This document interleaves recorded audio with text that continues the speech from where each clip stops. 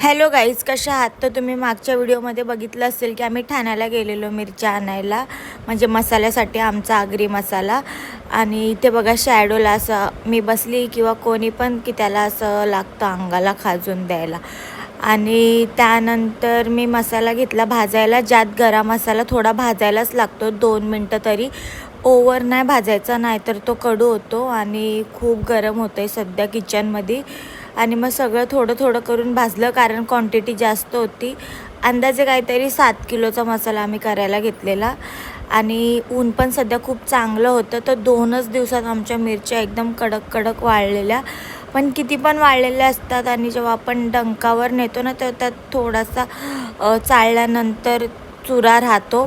पण यावेळेस विचार केला, अर्धा गाळला आहे परत घरी येऊन आणि अर्धा ठेवला आहे. आणि मग आम्ही गेलो डंकावर वाटायला द्यायला. आणि मग इथे आम्ही डॉमिनोजला गेलो.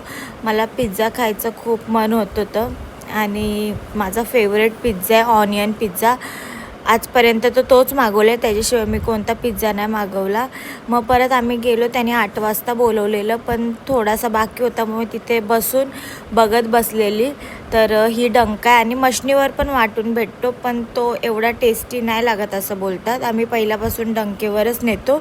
आणि मग घरी आल्यानंतर मी असं सगळं बांधून त्याला नीट चाळला. जर बांधलं नसतं तर पूर्ण अंगाची आग होते आणि इतकं बांधून पण माझे हात आणि डोळे खूप झोंबत होते लास्टला.